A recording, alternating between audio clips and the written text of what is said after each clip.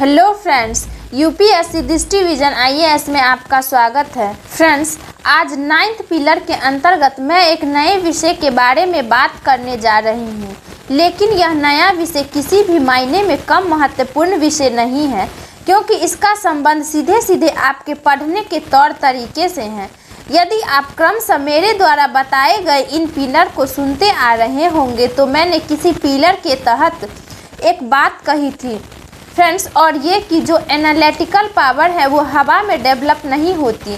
उसके लिए बहुत ज़रूरी है कि आपके पढ़ने का ढंग बदले। जब तक आप पढ़ने का ढंग नहीं बदलेंगे तब तक आप सच पूछिए तो एनालिटिकल पावर डेवलप नहीं कर पाएंगे, या अगर हम सीधे भाषा या सरल भाषा में कहना चाहें तो लिखने का ढंग नहीं बदलेगा। देखिए, आंसर राइटिंग मान करके चलेंगे तो सिविल सर्विस के सबसे बड़ी चुनौती है। आपको लगता है कि मुझे मालूम है, सही भी लगता है, आप लिखकर आ भी जाते हैं, लेकिन फिर ऐसा क्या जादू होता है या क्या चमत्कार होता है या आपके भाग्य के साथ ऐसा क्या अन्याय होता है कि आपको मार्क्स नहीं मिलते? अन्याय कुछ नहीं होता, कोई दुर्भाग्य नहीं है, कोई चमत्कार नहीं होता। सीधी सी बात है कि जिस तरह से सवाल पूछा गया था उस तरीके से उत्तर नहीं लिखा गया। उत्तर क्यों नहीं लिखा गया जबकि आपको मालूम था, आपने उस पर पढ़ा भी था? इसका कारण ये है फ्रेंड्स, जिस तरीके से पढ़ा जाना चाहिए था उस तरीके से नहीं पढ़ा गया। फ्रेंड्स, आप मान करके चलिए कि ये आंसर राइटिंग का चैलेंज है। ये मूलतः सच पूछिए तो पढ़ने का ढंग का चैलेंज है, और उसी चैलेंज के जवाब के रूप में ये 9th पिलर है, जिसे मैंने कहा है इंटरडिसिप्लिनरी अप्रोच। यानी कि जो आपके पढ़ने का जो तरीका होना चाहिए वो इंटरडिसिप्लिनरी अप्रोच का होना चाहिए। अगर मैं इंटरडिसिप्लिनरी अप्रोच कह रही हूँ तो देखिए उसका मतलब क्या है। मैं थोड़ी भूगोल की भाषा में आपको समझाना चाहूंगी, और वो ये कि आपने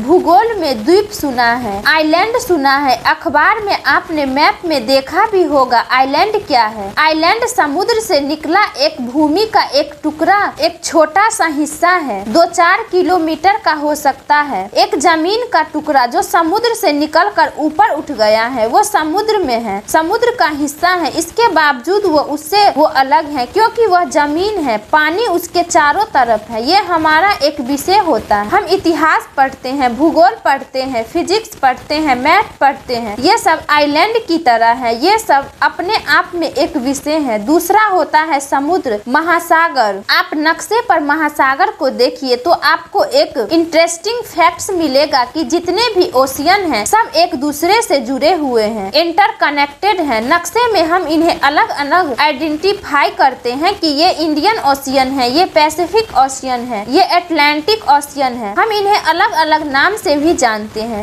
इनके इंटरनेशनल बाउंड्रीज भी है। इसके बावजूद क्या इसका पानी सीमाओं में कैद है? लगातार पानी बह रहा है, एक समुद्र से दूसरे समुद्र, दूसरे समुद्र से तीसरे समुद्र, पानी ट्रेवल कर रहा है, आप उसे रोक नहीं सकते। फ्रेंड्स, ये जो समुद्र है, समुद्र का जो पानी है ये ज्ञान है, और जो आइलैंड वो सब्जेक्ट है। जैसे मान लीजिए कि आप ज्योग्राफी पढ़ रहे हैं, ज्योग्राफी एक आइलैंड की तरह है, लेकिन क्या ज्योग्राफी को पढ़ रहे हैं तो इसे दूसरे विषय के साथ जोड़कर पढ़ पा रहे हैं? फ्रेंड्स, इसे ही कहा जाता है इंटरडिसिप्लिनरी अप्रोच, यानी कि आंतरिक अनुशासनात्मक अध्ययन प्रणाली। ये ज्योग्राफी एक विषय है, इसे अब दूसरे विषयों से कैसे जोड़कर देख पाएंगे? मेरा चूंकि चर्चा का विषय वो नहीं है, नहीं तो मैं आपको बहुत जादुई तरीके से बता सकती हूँ कि ज्योग्राफी है जैसे वो मदर ऑफ ऑल सब्जेक्ट है। ज्योग्राफी में पॉलिटिक्स भी है, ज्योग्राफी में कल्चर भी है, ज्योग्राफी में हिस्ट्री भी है, ज्योग्राफी में क्या नहीं है, सारे सब्जेक्ट ज्योग्राफी में समाहित है। और ऐसा नहीं है कि ज्योग्राफी में ही सारे विषय समाहित है, बल्कि हर एक विषय में सारे विषय समाहित है। चलिए आप इतिहास की बात कीजिए। जब आप इतिहास पढ़ते हैं तो क्या उसमें राजनीति नहीं पढ़ते हैं? क्या आप इतिहास पढ़ते हैं तो अर्थव्यवस्था, सामाजिक और सांस्कृतिक व्यवस्था के बारे में नहीं पढ़ते हैं? और अगर पढ़ रहे हैं, सामाजिक व्यवस्था के बारे में पढ़ रहे हैं, तो क्या उसका संबंध समाज शास्त्र से नहीं है? समाज शास्त्र से है तो आप इतिहास को अकेले कैसे पढ़ सकते हैं? आप किसी भी विषय के बारे में मुझे बताइए कि आप इस विषय पर थोड़ा सा सोच लीजिए कि हो सकता है कि आपको मालूम हो, और अगर नहीं मालूम हो थोड़ा सा वक्त लगाइए, एक विषय को लीजिए और उसमें से दूसरे विषयों की चर्चा को पहचान करने की कोशिश कीजिए। चलिए, किसी भी विषय को आप पढ़ते हैं तो क्या आपको नहीं लगता हर विषय का अपना इतिहास होता है, उस विषय को डेवलपमेंट है, चाहे वो साइंस ही क्यों न हो, या उसका जो डेवलपमेंट है उसी को हम अलग भाषा में इतिहास नहीं कहते। क्या मैथमेटिक्स की अपनी हिस्ट्री नहीं है? ऐसा नहीं है कि केवल हिस्ट्री की ही पॉलिटिकल हिस्ट्री है, हर चीज की अपनी हिस्ट्री है, आपकी भी अपनी हिस्ट्री है। तो जब आप इस रूप में देखेंगे तो हर विषय में पता लगेगा कि इतिहास शामिल है। फ्रेंड्स, यहाँ मैं थोड़ी सी बात इसलिए की है ताकि आप कन्विंस हो सके कि वाकई में देखिए ये जो बात है मैं कह रही हूँ, स्पेशली ह्यूमैनिटी की सब्जेक्ट के बारे में बात कर रही हूँ। मेरा यह संबंध साइंस के संबंध से नहीं है। साइंस का सब्जेक्ट भी आइलैंड की तरह नहीं है, एक दूसरे से अलग एक कंपार्टमेंट में कैद नहीं है, उनका भी इंटर रिलेशन है। लेकिन जो ह्यूमैनिटी के सब्जेक्ट है वो तो इंटर रिलेटेड ही है। तो मैंने जो बातें बताई इसलिए सिर्फ कि अगर आप कन्विंस हो जाएंगे तो कन्विंस के बाद ही आप शायद मेरे बताए हुए रास्ते पर आगे कदम बढ़ाएं, क्योंकि बिना कन्विंस हुए आप तो केवल सुनेंगे और रिजेक्ट कर देंगे। फ्रेंड्स, इसलिए मैंने आपसे ये बात कही। फ्रेंड्स, अब मैं इसकी प्रक्रिया पर आती हूँ। सीधे सीधे प्रक्रिया पर देखिए। सिविल सर्विस की तैयारी के बारे में बहुत से लोग ये कहते हैं कि 6 महीने में तैयारी की जा सकती है, प्री की तैयारी 3 महीने में हो सकती है। मैं यहाँ थोड़ा ये मान कर चलती हूँ फ्रेंड्स कि अगर आप इंटरडिसिप्लिनरी अप्रोच को लेकर के चलेंगे तो थोड़ा सा लंबा वक्त लगेगा।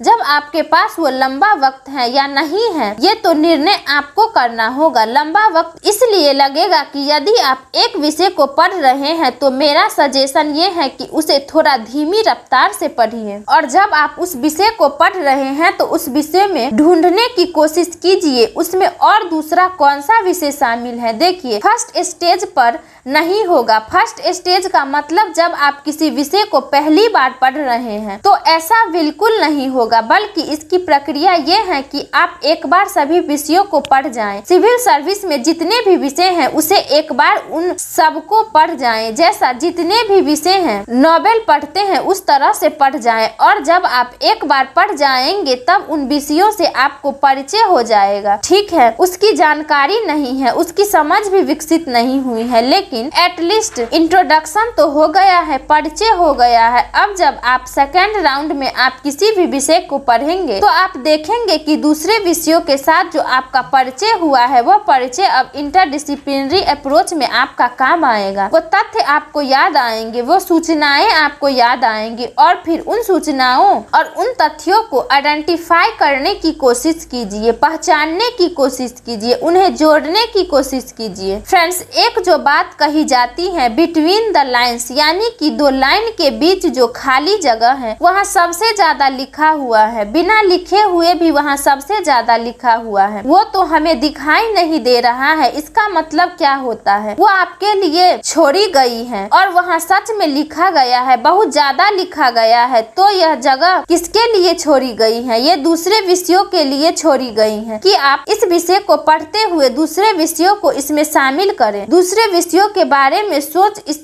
इससे होगा क्या? आपके सोचने समझने की क्षमता बढ़ेगी, दूसरे शब्दों के साथ आप लिंक कर पाएंगे। और फ्रेंड्स, अगर हो पाता है तो अब आप थोड़ी सी मेरी उस बात को याद करने की कोशिश कीजिए कि कैसे आप इंटरडिसिप्लिनरी अप्रोच को पकड़ने लगेंगे, चीजें आपके अंदर आने लगेंगी, एक ही सब्जेक्ट पर अलग अलग दृष्टिकोण विकसित होने लगेंगे। और जैसे ही अलग अलग दृष्टिकोण विकसित होने लगेंगी तो बहुत सिंपल सी बात है कि आप मानकर चलिए कि अब ये लक्षण है कि एनालिटिकल पावर धीरे धीरे विकसित होने लगी है। और अगर ये एनालिटिकल पावर धीरे धीरे विकसित होती चली गई तो एक दिन आप पाएंगे कि अब जिस प्रश्न को आप 1 साल पहले जिस रूप में लिख रहे थे कि आप उस पे नंबर नहीं मिल पा रहे थे, अब आप उसी प्रश्न को एक बहुत डिफरेंट रूप में लिख पाएंगे और जिसमें नंबर भी भरमार हो जा रही है। और हो सकता है कि आप खुद पर हंसे कि उस समय क्या लिखता था, क्या समझता था। तो फ्रेंड्स, आंसर राइटिंग की जो चुनौती है ये बेसिकली हमारे पढ़ने की चुनौती है, और ये जो पढ़ने की प्रणाली है वो इंटरडिसिप्लिनरी अप्रोच से जुड़ी हुई है। तो फ्रेंड्स, मेरा यह वीडियो अगर आपको अच्छा लगा हो तो वीडियो को लाइक करें, चैनल को सब्सक्राइब करें और बेल आइकन हिट कर दें। तो मिलते हैं अगले नए वीडियो में, तब तक के लिए गुड बाय, जय हिंद।